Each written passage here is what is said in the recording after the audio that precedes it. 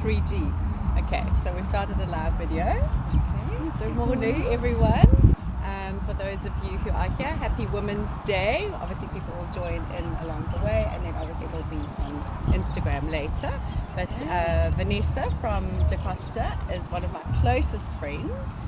And morning Corne, morning Wendy, morning Ava.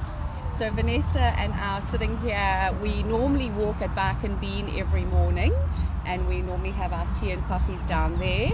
But today there is a Women's Day walk happening behind us, so Bike and Bean is very full. So we thought this will be a little bit quieter, and of course we've got the beautiful Moses Mabhida Stadium in the background.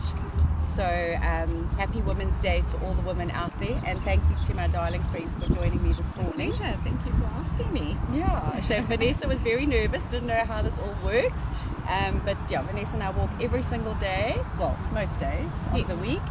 Today we didn't walk, we were just saying now how we decided we were going to have a little sleep in, but I still drag you out of bed this morning for a few questions on property.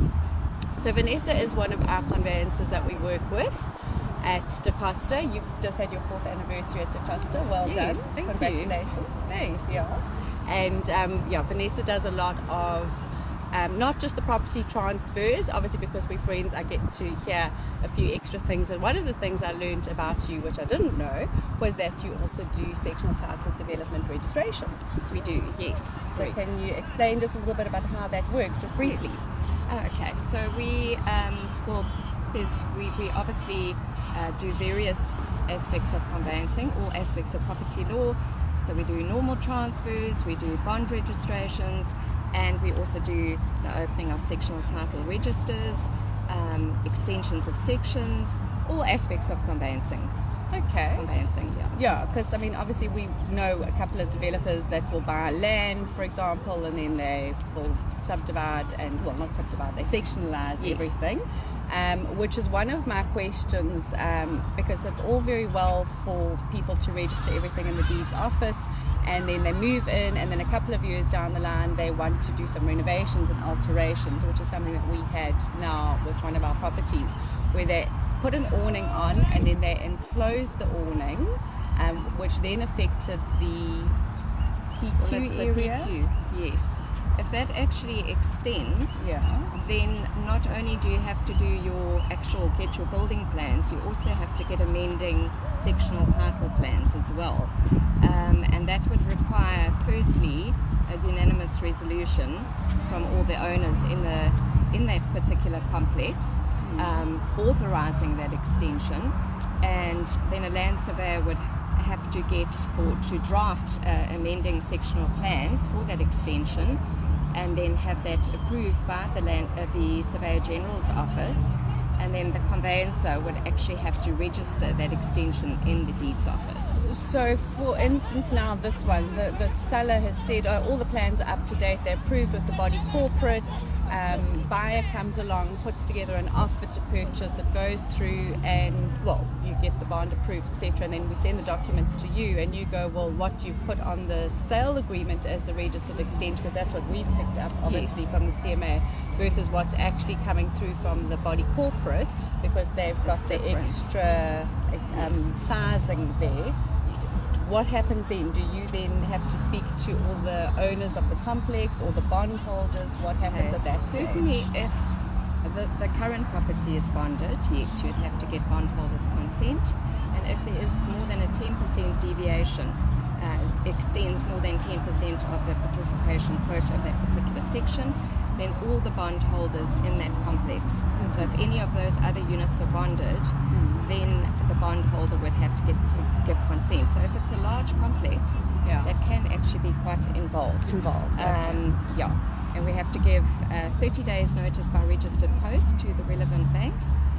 Wait your 30 days, most do respond, and you get your consent, or if they don't, once that time period has lapsed, you can actually register the extension. So a lot of people don't realize that it's not just the building plans, it's also those amending sectional plans which are required, and you have to do that extra extension in the deeds office. I once had one where I actually had to go and get the signed documents from certain owners of the properties, because their banks, they didn't understand what was happening, so I had to go and discuss it with them.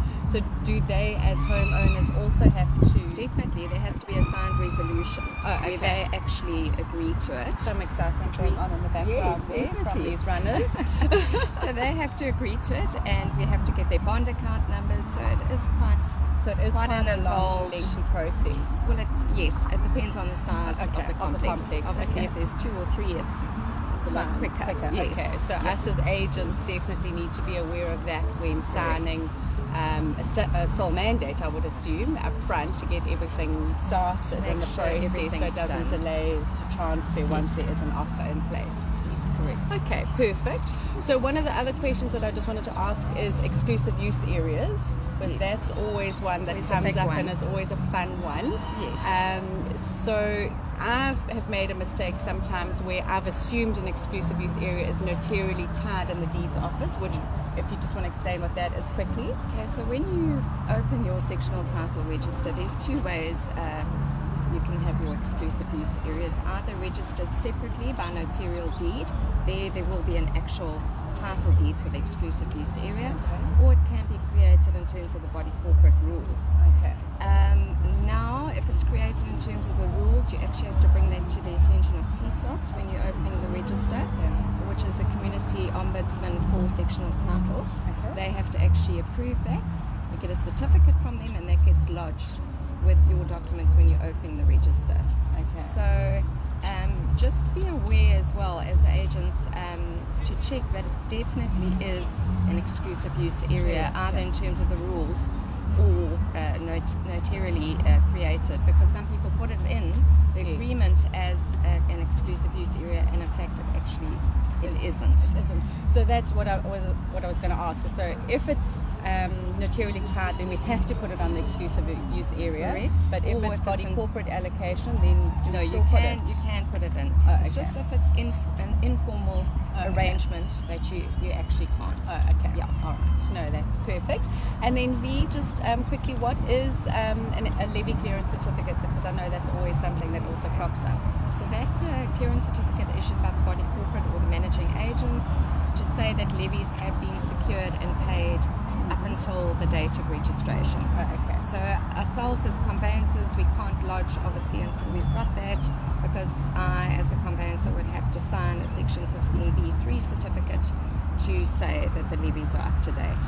So either we have to pay the managing agents up front, or we give them an undertaking that we'll pay them on registration. And then the levies, obviously, they're not prorated to date of transfer as with the rates, etc. Yes, so we get the clearance up until the end of the month that we're registering, and then we prorate it. Obviously, the seller's liable up until registration, and the purchaser for that portion thereafter to the end of the month. Okay, perfect. So thank you very much for those of you that joined us this morning, and thanks very much, V, for coming out on Women's Day, and hope you all enjoyed the women's race going on in the background there. The cheering. And the cheering. And yeah, if you've got any questions, obviously Vanessa from COSTA is one of my conveyancers that I always work with, and we are very good friends, so you can always pop me a WhatsApp or an Instagram message, and we can get some questions through to Vanessa. And then also I am available anytime. And then tomorrow morning I have got Cornay, because Cornay keeps going on at me about everything. Cornay is going to answer a couple more questions about the plans, which you've also brought up again today. So I've got Cornay dressing up tomorrow morning at 8:30 in his Women's Month regalia. So I hope you'll all join me then. Otherwise, see you next Tuesday with Prissy from Better Bond. Cheers, everyone. Have a super Women's Day. Bye.